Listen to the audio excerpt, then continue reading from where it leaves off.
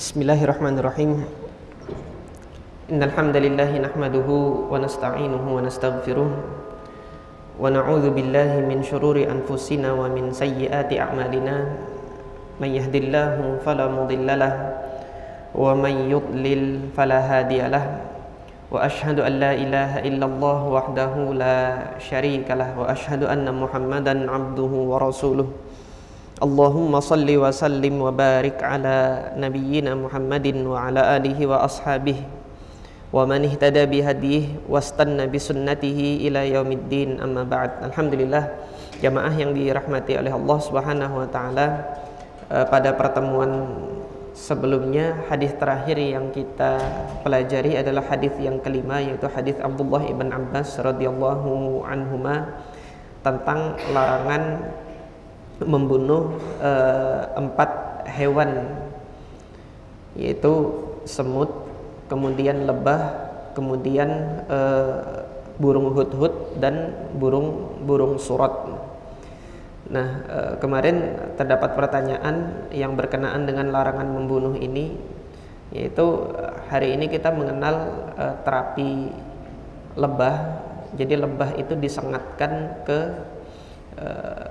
titik tertentu di dalam tubuh kita ini. Jadi tubuh kita ini dalam kacamata pengobatan timur itu ada beberapa titik yang dikenal dengan titik akupuntur, di mana titik-titik tersebut ini dalam riset yang terbaru di bidang medik, titik-titik akupuntur itu komposisi sarafnya itu dia lebih banyak daripada wilayah di sekitar.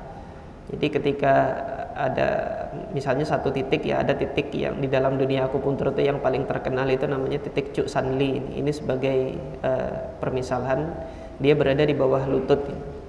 Nah, titik tersebut ini ketika dilihat secara mikroskopik, dia tidak memiliki jalur yang bisa dilihat kasat mata gitu. Dia tidak bisa tidak terdapat urat atau apa yang ada di balik itu, tetapi hasil dari penelitian yang terbaru itu menyebutkan bahwasanya komposisi saraf yang berada di wilayah titik tersebut dibandingkan dengan yang berada di sekitar titik itu lebih banyak terkumpul, terpusat, terfokuskan di titik tersebut gitu. Adapun nanti serabut saraf yang di wilayah sekitarnya itu tidak lebih banyak. Ini yang terbaru yang didapati oleh para researcher, para peneliti tentang titik akupuntur. Nah, di antara terapi yang digunakan, masyarakat Tiongkok dahulu sudah melakukan terapi di titik-titik tersebut dengan tusukan-tusukan jarum. Nah, kemudian masyarakat Arab itu melalui bekam, itu sebenarnya tidak lain juga titik-titik akupuntur yang Nabi SAW pernah membekam beberapa titik di tubuhnya itu. Nah, yang terbaru, terapi yang terbaru yaitu diberikan sengatan lebah di titik tersebut. Nah, yang demikian ini apakah bertentangan dengan larangan di dalam hadis ini? Alhamdulillah, di antara literatur yang menjelaskan tentang ini, salah satunya adalah kitab Ma'alimus Sunan yang disusun oleh Al-Imam Al-Khattabi rahimahullah, yang mana beliau ini salah seorang ulama hadis yang bermadhab Asy-Syafi'i. Beliau menjelaskan bahwasanya larangan di dalam hadis ini terdapat 4 hewan ini berbeda-beda ilahnya satu sama lain. Untuk namlah, yaitu semut, larangan ini tertuju pada jenis semut tertentu, tidak umum pada segala jenis semut gitu kan. Nah, yang beliau sebutkan namlah yang dilarang untuk dibunuh di sini adalah namlah hitam yang dia tidak menyerang manusia. Jadi semut hitam yang besar dia tidak menyerang manusia. Nah, ini dilarang untuk dibunuh. Ini yang Allah Subhanahu wa taala sebutkan di dalam Al-Qur'an ketika mereka itu berdialog dengan Nabi Sulaiman alaihi salatu wassalam.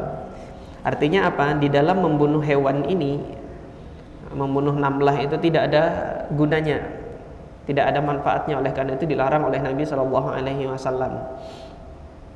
Yang pertama, manfaat itu dari membunuh hewan, manfaat itu kan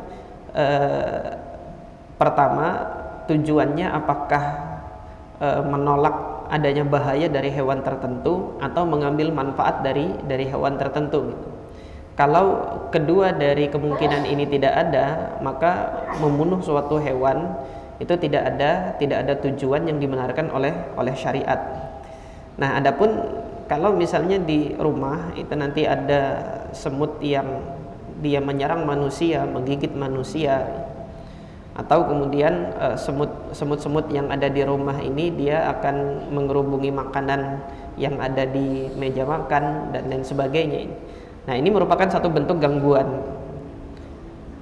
Ketika ada sebabnya untuk membunuh, jadi membunuh semut yang dia sifatnya itu mengganggu dan dia menyerang manusia, menggigit manusia, ini diperbolehkan dalam syariat karena ada tujuan yang dibenarkan, yaitu mencegah dari madarat yang ditimbulkan oleh hewan tersebut. Jadi membunuhnya itu dibenarkan secara syariat. Adapun namlah yang di sini ini khusus untuk jenis tertentu, yaitu namlah yang hitam yang dia tidak mengganggu manusia dan ukurannya itu lebih besar daripada namlah atau semut-semut yang lain. Adapun nahlah dijelaskan oleh Al-Imam Al-Khattabi rahimahullah bahwasanya nahlah ini, lebah ini memberikan manfaat berupa madu. Apabila dibunuh gitu kan, maka manfaat madu yang hendak akan dihasilkan oleh nahlah itu akan berkurang gitu loh kalau mereka dibunuh. Maka diambil dari illah ini bahwasanya larangan pembunuhan nahlah ini karena kekhawatiran hilangnya sebab untuk diproduksinya madu. Maka terkait larangan pembunuhan ini terkait dengan tidak adanya manfaat dari membunuh nahlah. Nah, apabila terkait dengan pertanyaan yang diajukan kemarin ketika menggunakan nahlah atau lebah ini untuk terapi pengobatan, yang demikian ini pembunuhan lebah tersebut dengan tujuan kita mengambil manfaat lain yang ada di lebah tersebut. Dan terbunuhnya lebah ini bukan tujuan utamanya, akan tetapi yang menjadi tujuan utama adalah kita mengambil sangatnya. Hanya saja seekor lebah betina itu ketika sangatnya itu sudah tertancap, dia akan mati.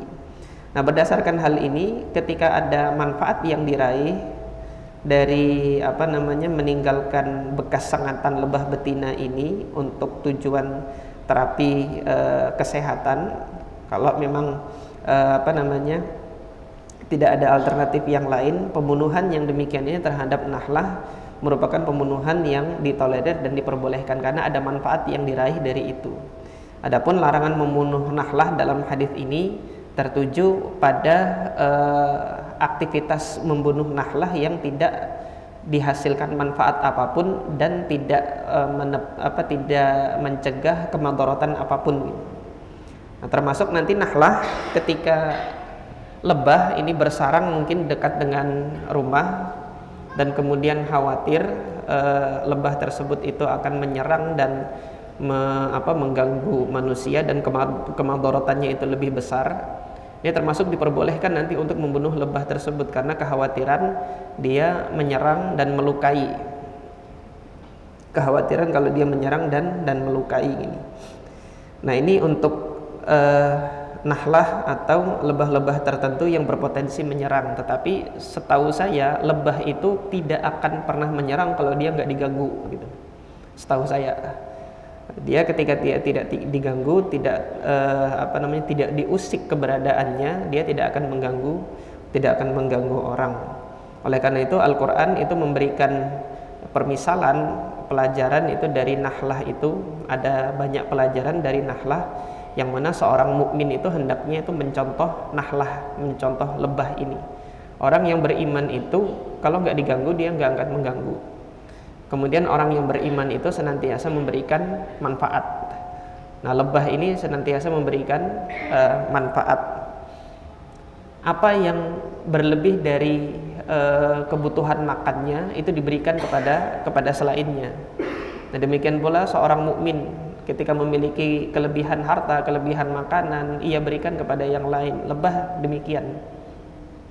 Jadi keluar manfaat dari dirinya, senantiasa memberikan manfaat. Allah Ta'ala alam, ini yang bisa kami berikan jawabannya terkait pertanyaan kemarin. Untuk terapi lebah itu apakah termasuk menyelisihi larangan dalam hadis ini? Hemat kami tidak, karena dari terapi lebah tersebut ada manfaat yang bisa diraih.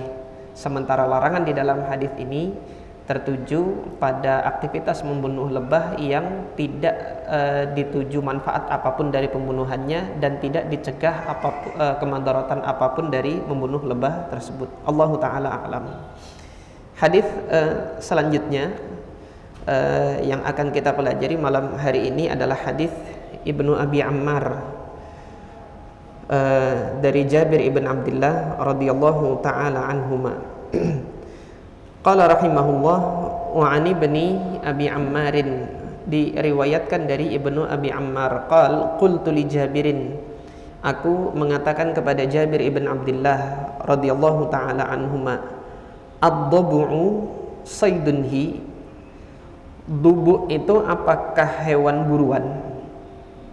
Dubu. Jadi dubu itu dalam bahasa Arabnya itu bifathid dad, dubu. Kemudian ditransliterasikan ke dalam bahasa Indonesia menjadi dubu. Antum bisa nanti searching di internet mengenai profil dari hewan ini, tulis aja dubu gitu di Google, DUBUK gitu kan, dubuk. Itu nanti akan keluar gambarnya itu seperti apa. Nah, bagi antum yang sering menyaksikan Discovery Channel, dubu itu adalah hyena. Dia adalah hyena. Lebih dikenal dengan hyena, ini bahasa internasionalnya. Nah, ketika ditransliterasikan ke dalam bahasa Indonesia itu dubu. Nah, masyarakat kita sendiri kurang mengenal hewan dubu ini, karena hewan dubu ini nggak ada di wilayah Asia Tenggara. Bukan hewan endemik yang menghuni wilayah Asia Tenggara, akan tetapi mereka adalah hewan yang menghuni wilayah daratan Afrika sampai perbatasan dengan Jazirah Arab. Nah, ini di wilayah Hijaz banyak tersebar hewan dubu ini. Ibnu Abi Ammar bertanya kepada Jabir bin Abdullah, apakah dia itu hewan buruan? Maksudnya pertanyaan apakah dia hewan buruan itu, boleh nggak kita memburu dubu itu? Kita memburu dubu dan kemudian dagingnya itu kita makan. Kata Jabir bin Abdullah, faqala na'am, iya, boleh. Dia adalah hewan buruan. Qultu qalahu Rasulullah, apakah Rasulullah yang mengatakan boleh gitu? Apakah Rasulullah yang menyatakan bahwasanya hewan ini adalah hewan buruan? Kata Jabir bin Abdullah, faqala na'am, ya, Rasulullah sallallahu alaihi wasallam yang mengatakan demikian. Qala rawahu Ahmad wal arba'ah, diriwayatkan oleh Al-Imam Ahmad ibn Hanbal wal arba'ah, dan imam 4 ashabus sunan. Imam 4 ashabus sunan, Imam Abu Daud, At-Tirmidzi, An-Nasa'i, dan Ibnu Majah. Wa sahhahahu Al-Bukhari, hadis ini disahihkan oleh Al-Imam Al-Bukhari rahimahullah, tetapi tidak diriwayatkan oleh Imam Bukhari di dalam sahihnya. Nah, mungkin di kajian-kajian sebelumnya pernah saya sampaikan hadis-hadis yang dihukumi sahih oleh Al-Imam Al-Bukhari tetapi tidak dibawakan oleh Imam Bukhari di dalam di dalam sahihnya, itu kita bisa dapat di literatur apa gitu kan. Salah satunya yaitu di dalam Sunan At-Tirmidzi. Jadi nanti antum lihat di dalam Sunan At-Tirmidzi, Al-Imam At-Tirmidzi menukilkan hukum kesahihan hadis ini dari Al-Imam Al-Bukhari. Wa Ibnu Hibban, dan juga disahihkan oleh Al-Imam Ibnu Hibban.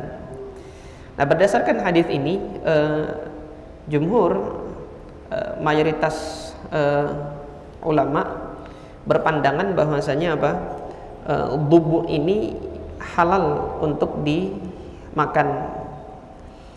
Al-Imam An-Nawawi rahimahullah mengatakan ad-dubu'u was-sa'labu mubahani indana. Jadi hewan dubu dan hewan sa'lab. Sa'lab itu rubah. Jadi sa'lab itu rubah. Jadi dubu dan rubah ini dalam madhab kami mubahani, mubah, halal dagingnya untuk dimakan. Jadi makan daging rubah dan makan daging dubu ini halal. Wa inda Ahmad, kemudian dalam pendapatnya Imam Ahmad bin Hanbal, wa Dawud, dan Al-Imam Dawud ibn Ali Al-Asfahani atau Al-Imam Dawud Al-Zahiri. Kemudian para ulama yang mengharamkannya di antaranya adalah Al-Imam Abu Hanifah, wa harramahuma Abu Hanifah. Al-Imam Abu Hanifah mengharamkan dubu dan mengharamkan sa'lab, mengharamkan apa? Rubah itu tadi ya. Wa harramahuma Abu Hanifah. Mustadillan, ini dalilnya Abu Hanifah yaitu hadis pertama yang kita baca kemarin. Kullu dzinabin minas sibai fa akluhu haram. Tiap-tiap hewan yang memiliki taring dari hewan pemburu, hewan pengganas, maka memakannya adalah haram. Jadi Al-Imam Abu Hanifah berpegang pada keumuman hadis ini. Adapun Al-Imam Asy-Syafi'i dan Al-Imam Ahmad ibn Hanbal tetap berpegang kepada keumuman, namun menerima hadis Jabir ini sebagai pengecualian. Hadis Jabir ini datang sebagai pengecualian. Lah kenapa kok rubah dimasukkan ke dalam kategori ini, kategori yang dibolehkan? Padahal hadis ini berbicara tentang dubu saja, tetapi sa'lab kok ikut dibolehkan juga. Nah, maka di sini diambil kesimpulan illah dibolehkannya dubu untuk dimakan itu. Jadi dubu ini meskipun dia memiliki taring, lakinnahu la yataqawwa binabihi. Nah, ini kaidah yang ditegaskan oleh Al-Imam Asy-Syafi'i. Hewan yang memiliki taring itu diharamkan untuk dimakan kalau taringnya itu dijadikan sebagai apa? Sebagai senjata utamanya, dan kesehariannya dia berburu, menjadi makanan utamanya dia berburu. Nah, adapun dubu dengan sa'lab ini, dubu dengan dengan rubah ini, terkadang dia berburu, terkadang tidak berburu. Terkadang memakan memakan daging buruan, dan terkadang dia tidak memakan daging buruan ini untuk yang sa'lab. Bahkan dubu ini lebih sering tidak berburu daripada berburunya. Dia mengambil sisa dari apa yang diburu oleh singa, atau bahkan merebut, karena sering terjadi konflik dia dengan singa. Jadi apa yang sudah ditangkap sama singa itu direbut sama dubu. Dia tidak berburu mengejar sendiri makanannya. Nah, atas dasar ini mazhab Al-Imam Asy-Syafi'i mengambil kesimpulan bahwasanya bukan sifat utamanya dia sebagai hewan pengganas yang berburu. Oleh karena itu dikecualikan. Adapun Al-Imam Malik, beliau berpendapat bahwasanya kedua hewan ini makruh. Ad-dubu wa sa'lab makruh. Dubu dengan rubah ini makruh. Meskipun beliau membolehkan untuk memakannya, namun dia hukumnya makruh karena ada taringnya di situ. Wa mimman qala bi ibahati ad-dubu Ali ibn Abi Thalib wa Ishaq ibn Rahuyah wa Abu Thawr wa khalaiq minas sahabati wat tabi'in. Di antara para ulama sebelum ulama mazhab 4 ini yang berpendapat bahwasanya dubu itu halal untuk dimakan, yaitu sahabat Nabi yang mulia Ali bin Abi Thalib radhiyallahu taala anhu. Nah, ini merupakan tradisi para ulama fikih ini dalam berijtihad. Setelah mereka berijtihad dengan didasarkan pada dalil-dalil Al-Quran dan Sunnah, selalu menghadirkan siapa salafnya yang juga berijtihad sama dengan ijtihadnya. Ini tradisinya para ulama fikih. Artinya mereka tidak membanggakan hasil ijtihadnya. Kalau hasil ijtihadnya ini dia tidak punya salaf gitu loh. Ketika dia tidak punya salaf di dalam hasil ijtihadnya, para ulama fikih ini jarang saya melihat mereka membanggakan diri. Ini saya yang pertama kali hasil ijtihad begini, jarang. Tapi kalau hasil dari apa yang saya telaah dalam kitab-kitab fikih muqaranah ini, setelah mereka mengemukakan pendapatnya, selalu mereka menghadirkan ini loh salaf kami dalam pendapat kami, dari kalangan sahabat beliau dari tabi'innya siapa beliau ini. Nah, hal ini kemudian menjadi satu kaidah prinsip tersendiri bagi seorang mukmin, khususnya di dalam berpendapat tentang masalah fikih ini. Imam Ahmad ibn Hanbal mengeluarkan petuah, jadi suatu ungkapan yang merupakan petuah dari Imam Ahmad ibn Hanbal. Beliau mengatakan, iyyaka an taqula fi mas'alatin laisa laka fiha imam. Jadi jauhilah olehmu, berhati-hatilah Anda gitu, ketika Anda berpendapat tentang suatu pendapat yang Anda tidak punya imam di dalamnya. Siapa imam di dalamnya? Yaitu para salaf yang berpendapat dalam hal ini. Nah, ya, ini merupakan tradisinya para ulama ini di dalam dalam berijtihad, selalu menghadirkan siapa salafnya. Adapun dari ulama yang lain, dari ulama madhab yang lain, hanya saja madhabnya itu tidak sampai kepada kita yang membolehkan untuk memakan bubuk itu. Di antaranya adalah Al-Imam Ishaq ibn Rahawiyah dan Al-Imam Abu Thawr rahimahumallah, yang mana kedua imam ini tabaqatnya atau generasinya itu satu generasi dengan Imam Ahmad bin Hanbal. Hanya saja madhab beliau ini belum Allah izinkan sampai kepada kita, karena tidak ada yang meriwayatkan madhab mereka. Wa mimman abaha tha'lab, adapun yang para ulama yang membolehkan, menghalalkan untuk memakan rubah tha'lab ini dari kalangan para salaf, di antaranya adalah Al-Imam Tawus ibn Kaisan dan Al-Imam Qatadah ibn Di'amah As-Sadusi. Al-Imam Tawus ibn Kaisan ini salah seorang ulama di Yaman, dan beliau salah seorang murid khusus dari Abdullah ibn Abbas radhiyallahu taala anhuma, dan beliau menyebarkan hadis dan fikihnya itu di wilayah Yaman, salah seorang tabi'in dari Yaman. Dan Al-Imam Qatadah ibn Di'amah As-Sadusi seorang tabi'in di Basrah, ahli tafsir, ahli hadis dan ahli fikihnya Basrah. Salah satu murid utama dari sahabat Nabi yang mulia Anas ibn Malik radhiyallahu taala anhu, di mana di Basrah. Ini para ulama yang tadi membolehkan dalam ijtihad mereka untuk memakan bubuk dan memakan rubah ini. Allahu taala a'lam. Adapun dari sekian pendapat ini, yang kami pandang rojih, yang kami pandang kuat, yaitu pendapat yang membolehkan untuk memakan bubuk. Hanya saja saya pribadi kalau dihidangkan itu saya nggak makan. Kenapa? Ya bukan makanan penduduk negeri saya gitu loh.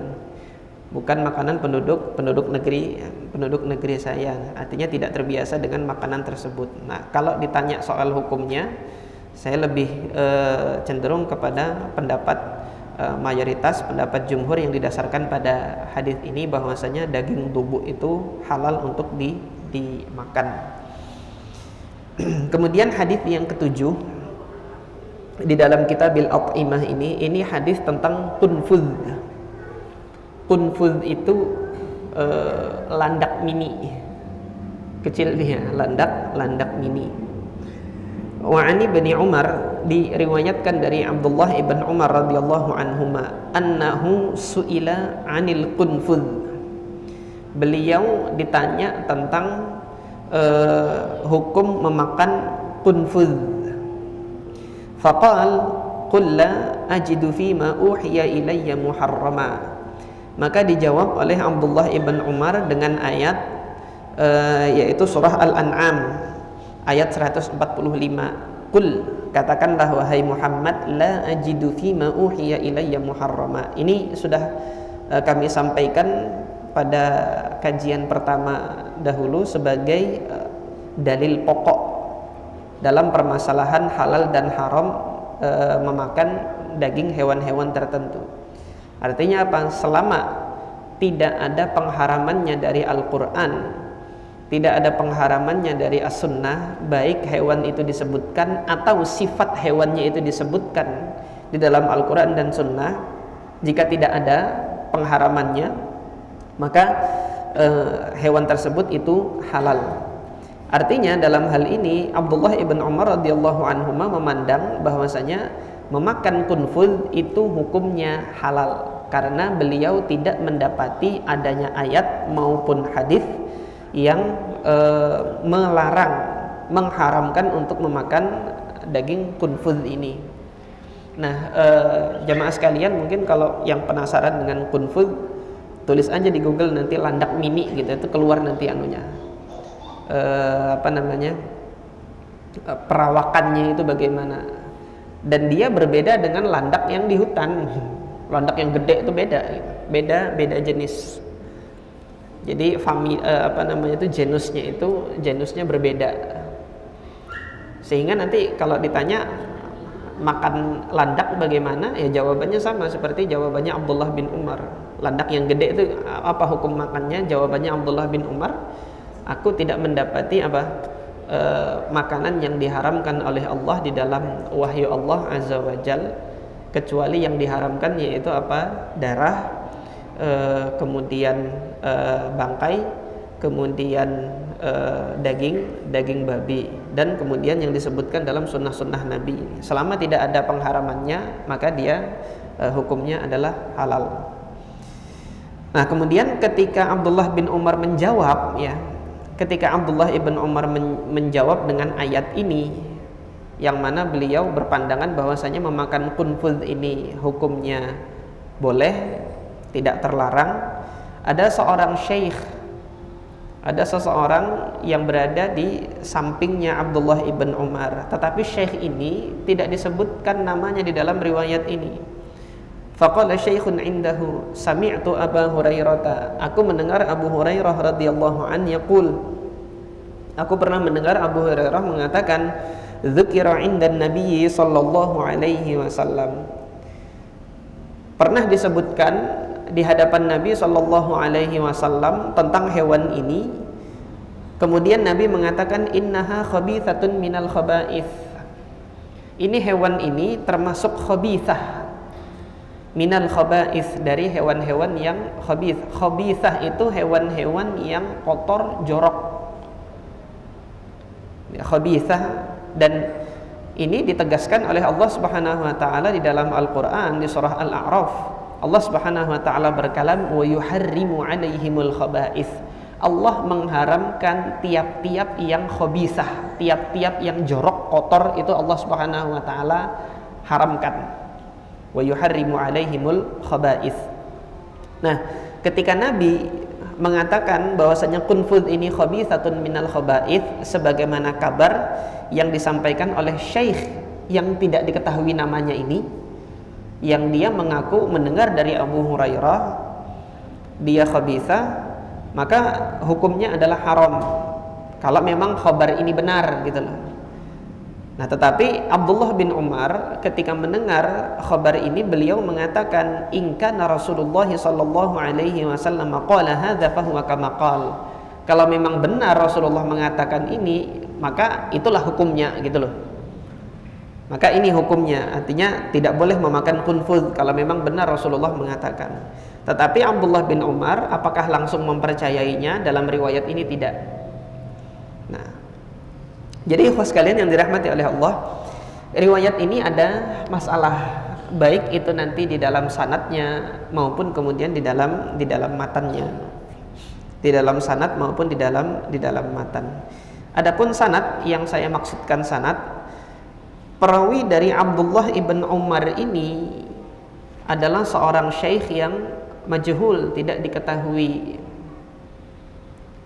Kemudian putranya gitu kan, putranya juga tidak diketahui. Jadi hadis ini diriwayatkan oleh Al-Imam Abu Dawud dari jalur Abdul Aziz ibn Muhammad Ad-Darawardi, fiqh beliau. Al-Imam Abdul Aziz ibn Muhammad Ad-Darawardi, beliau mengambil hadis ini dari Isa ibn Numailah. Isa ibn Numailah mengambil hadis ini dari ayahnya. Nah, Numailah ini ibn siapa itu majhul, nggak diketahui. Numailah ibn siapa yang merupakan ayahnya Isa ibn Numailah ini tidak diketahui. Numailah ini ayahnya Isa ini mengatakan kuntu inda bni Umar, aku pernah bersama dengan Abdullah ibn Umar, fasuila an aklil qunfudz, beliau ditanya tentang memakan hewan qunfudz ini hukumnya apa. Baru kemudian beliau membacakan kalam Allah, qul la ajidu fi ma uhiya ilayya muharrama, sebagaimana dikutip oleh Al-Imam Ibnu Hajar dalam kitab ini. Artinya di sini ada silsilah majahil, ada silsilah dua perawi majhul di dalam sanadnya ini yang menjadikan sanad hadis ini dhaif, lemah. Ini yang pertama, sisi kelemahan dari hadis ini. Kemudian kelemahan yang kedua di dalam matannya khabar yang disampaikan oleh Numailah ini, yang beliau mengaku berada bersama dengan Abdullah ibn Umar. Ada satu syekh lagi yang disebutkan majhul, tidak disebutkan namanya, yang kita baca tadi di dalam matan hadis ini. Faqala syaikhun indahu, ada seorang syekh yang mengatakan, siapa syekh ini? Di dalam riwayat ini enggak disebutkan namanya. Maka ini majhul yang kedua, yaitu syekh yang mengabarkan dari Abu Hurairah radhiyallahu taala anhu. Yang mengabarkan dari Abu Hurairah radhiyallahu taala anhu ini juga tidak diketahui perawinya siapa ini, syekh ini siapa. Kalau memang benar Abu Hurairah itu meriwayatkan hadis tentang larangan memakan qunfudz, di Madinah itu muridnya Abu Hurairah banyak gitu loh. Tetapi tidak didapati jalur lain selain dari jalur syekh majhul ini yang menyatakan Abu Hurairah memang benar meriwayatkan khobar ini gitu loh. Nah, atas dasar ini masih belum bisa diterima. Maka berdasarkan hal ini, jumhur atau mayoritas ulama memandang makan landak mini itu hukumnya halal. Al-Imam An-Nawawi rahimahullah mengatakan, wa ammal qunfudz fa halalun indana. Memakan daging landak mini itu hukumnya halal menurut mazhab kita, menurut mazhab kami, indana la yukrahu, bahkan tidak dimakruhkan. Wabihi qala Malik, pendapat ini juga pendapat yang dipegang oleh Al-Imam Malik wal jumhur, dan juga mayoritas para ulama. Nah, hanya saja nanti ada ulama yang mengharamkan dan ada ulama yang memakruhkan. Siapa yang mengharamkan? Wa qala Ahmad yahrum, Al-Imam Ahmad berpendapat bahwasanya memakan landak mini itu hukumnya haram. Dalilnya apa? Imam Ahmad menerima hadis ini gitu loh. Mengkategorikan landak mini ini sebagai khabithatun sebagaimana dikabarkan dalam hadis ini. Antum lihat di dalam Bulughul Maram yang meriwayatkan hadis ini siapa? Imam Ahmad kan? Ya, Imam Ahmad menerima hadis ini dan dijadikan sebagai hujjah dalam pandangan fikih beliau. Nah, adapun mazhab al-Imam Asy-Syafi'i dan jumhur termasuk mazhab Imam Malik tidak menerima hadis ini. Kenapa kok tidak menerima hadis ini? Yaitu tadi masih sanksi, masih diragukan kebenaran atau validitas hadis ini karena sampai kepada kita dengan jalur yang lemah. Wa qala ashabu Abi Hanifah yukrah. Adapun nanti murid-muridnya Imam Abu Hanifah mengatakan bahwasanya apa? Mengatakan bahwasanya qunfudz ini makruh. Kenapa kok makruh? Secara posturnya itu lebih dekat dengan tikus. Meskipun makanannya itu bukan makanannya itu tidak sama dengan tikus. Kalau tikus itu sudah ditetapkan sebagai hasyaratul ard, jadi hewan yang memang tinggal di lingkungan yang kotor-kotor. Nah, itu termasuk dari apa yang Allah kalamkan dalam Al-Qur'an, wa yuharrimu alaihimul khaba'ith. Allah Subhanahu wa taala mengharamkan yang kotor-kotor. Nah, karena dia mirip dengan itu, dan namun Imam Abu Hanifah tidak mendapati dalil yang mengharamkan, akhirnya murid-muridnya Imam Abu Hanifah ini berpendapat, ashabu Abi Hanifah yaitu ulama Hanafiyah berpendapat maksimal hukumnya yang diambil adalah makruh. Adapun tadi jumhur, qunfudz atau landak mini ini halal karena tidak ada dalil yang mengharamkannya, tidak ada dalil sahih yang mengharamkan. Masih ada waktu, kita lanjutkan untuk membaca hadis yang ke-8 karena berkenaan dengan hadis yang ke-7. Jadi hewan-hewan yang makan dari sumber makanan yang kotor-kotor. Ini para ulama fikih menyebutnya dengan istilah al-jallalah. Qala wa 'an Ibnu Umar radhiyallahu anhuma, diriwayatkan dari Abdullah ibn Umar radhiyallahu taala anhuma. Beliau mengatakan, naha Rasulullah sallallahu alaihi wasallam 'anil jallalati. Rasulullah sallallahu alaihi wasallam melarang dari memakan al-jallalah. Al-jallalah itu apa? Hiyallati ta'kulu al-'adhirah. Dia adalah hewan yang makan kotoran. Kotoran ini bukan sampah loh ya, tapi tinja yang keluar dari anus itu. Entah kotoran dia sendiri atau kotoran hewan lainnya. Kok ada hewan yang kayak gitu, Ustaz? Ada. Ya, kelainan jiwa dia. Ada hewan-hewan bukan hewan tertentu, tetapi jenis hewan yang dia dihalalkan dagingnya, tetapi entah dari mana dia dapat sifat yang seperti itu. Kotorannya sendiri itu terkadang dia makan, atau kotoran hewan lainnya dia makan gitu. Nah, sapi itu terkadang ada dijumpai demikian. Kemudian tidak tahu kalau kambing apakah pernah terjadi atau tidak. Nah, di kehidupan masyarakat Arab itu unta. Terkadang dia memakan ada unta-unta yang dia memakan kotoran, baik kotorannya sendiri maupun kotoran dari unta yang lain. Sehingga fataghayyara lahmuha aw rihuha, sehingga dagingnya itu nanti berubah dan aromanya itu juga berubah. Jadi nampak dari keringat yang dikeluarkan oleh hewan tersebut, dia berbau lebih busuk daripada hewan yang makanannya itu baik-baik gitu. Nah, ini disebut oleh para ulama dengan istilah al-jallalah. Nah, ketika berubah ini kan, aroma tubuhnya ini berubah gitu, maka apa hukum memakannya? Rasulullah Shallallahu Alaihi Wasallam melarang. Apakah larangan ini larangan pengharaman atau larangan makruh?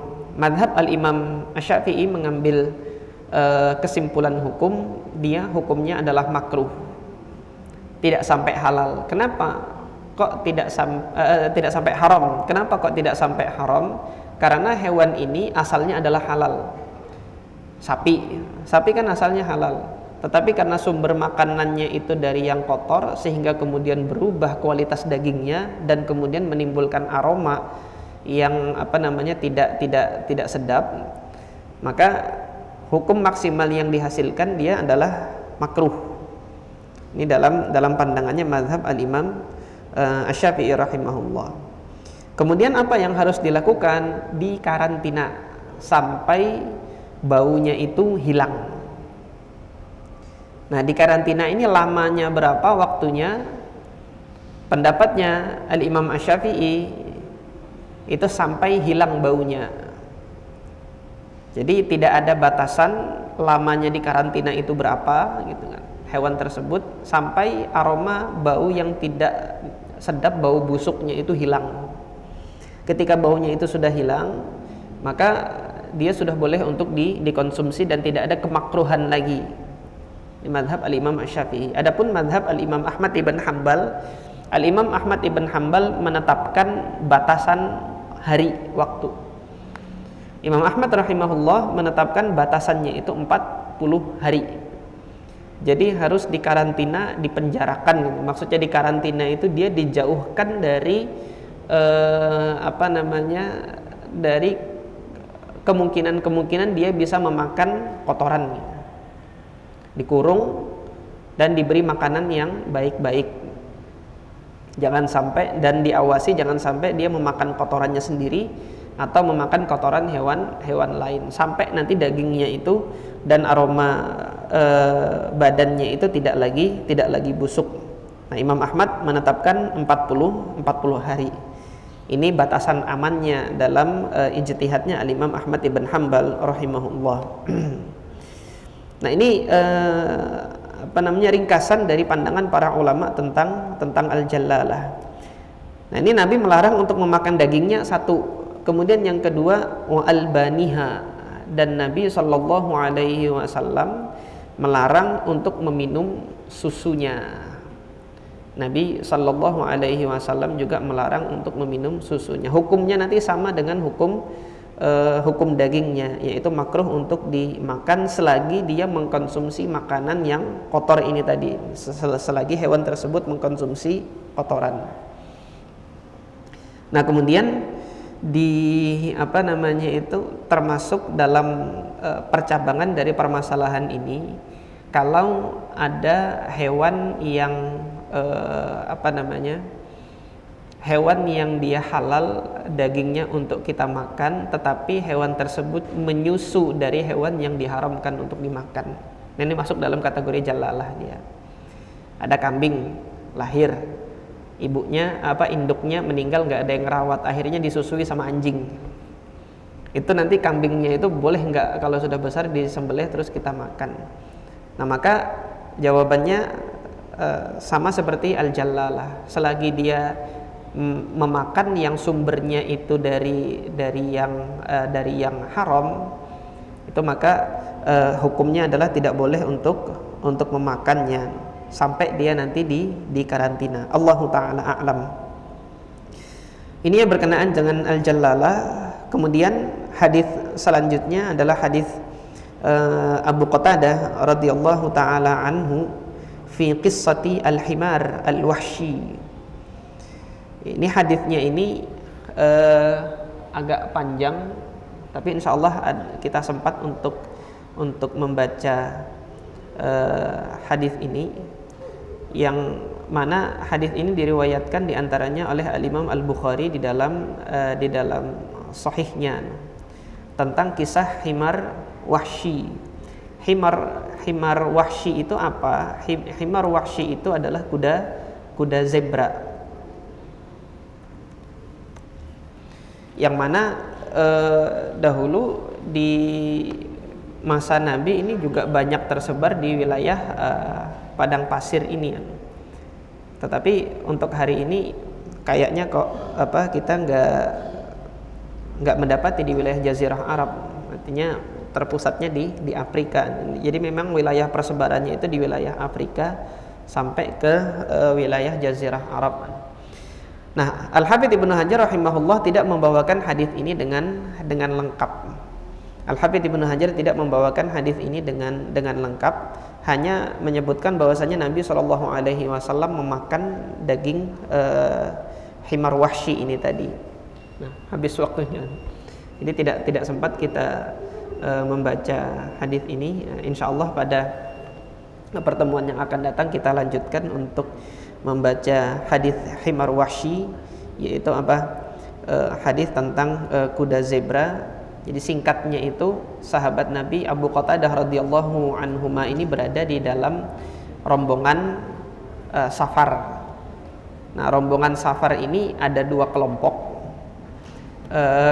Kelompok yang pertama berada di belakang, disitulah Abu Qatadah berada. Kemudian kelompok yang kedua ini berada lebih depan, di situ Rasulullah SAW bersama para sahabat yang lain. Semuanya itu sedang berihram, baik kelompok yang di belakang maupun kelompok yang di depan itu ihram untuk melaksanakan umroh. Abu Qatadah pada saat itu tidak ikut umroh.